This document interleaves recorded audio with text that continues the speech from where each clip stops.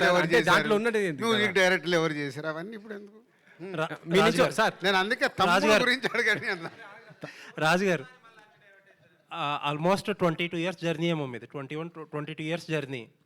అంటే అన్నీ సాఫీగా జరిగిపోతున్నప్పుడు ఎవరో ఏమీ మారరు, ఎవరైనా సరే, మామూలు మేమైనా అంతే, మీరైనా అంతే. సడన్గా లాస్ట్ టైం ఒక కపుల్ ఆఫ్ మంత్స్ బ్యాక్ మీరు ఫేక్ కలెక్షన్స్ మీద చాలా ఓకల్గా ఫస్ట్ మీరే మాట్లాడారు. ఇప్పుడు ఫేక్ వ్యూస్ గురించి మాట్లాడుతున్నారు. దిల్ రాజు గారిలో ఈ మార్పు రావడానికి ట్రిగర్ అయ్యింది కారణం ఏంటి? అంటే నాకు ఎప్పటి నుంచో లోపల అది బాధ ఉందండి.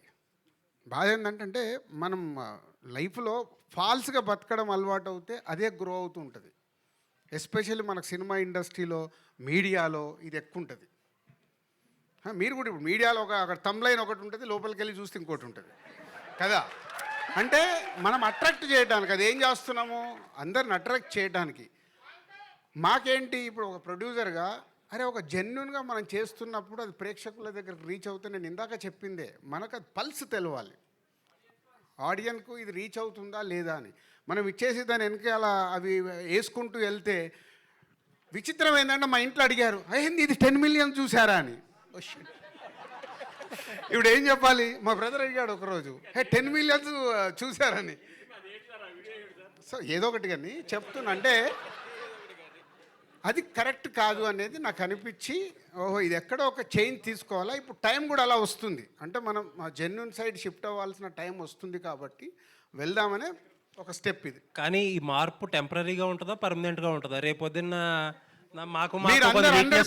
మీరందరూ 100% ఈ నిమిషం నుంచి సపోర్ట్ చేయండి, పర్మనెంట్ ఉంటుంది. అలాగే మీ టీమ్స్ మా వెనకాల పంపకండి సార్. ఎందుకంటే ఏదన్నా సినిమాలో ఇది బాగుంది, ఇది బాగాలేదేమో, ఇది మార్చుకోలేమో, ఇది మార్చుకోకూడదేమో అని ఏదన్నా రాస్తే వెంటనే మీ టీం మా సినిమా మీద నెగిటివ్గా చేసేస్తున్నారు. అది కాదు, మళ్ళీ ఇది వేరే సబ్జెక్టు, మీరు వేరే సైడ్ లాగుతున్నారు. ఇక్కడ మనం మాట్లాడుతుంది వ్యూస్ గురించి. ఇప్పుడు మీరు కొన్ని రాస్తారు, మీకేదో వచ్చిన ఇన్ఫర్మేషన్ మీరు బయటికి వెళ్ళి తెలుసుకున్నది రాసి, అది సినిమాకు డ్యామేజ్ లాగా ఉంటే ప్రొడ్యూసర్ అని నేను ఒప్పుకోను. సినిమా వార్తలు వేరు, సినిమాల్ని మీకు గురించి ఏమండి, ఒక నిమిషం, మీకు తెలియకుండా మీలో కొందరు సినిమాల్ని కూడా డ్యామేజ్ చేస్తున్నారు.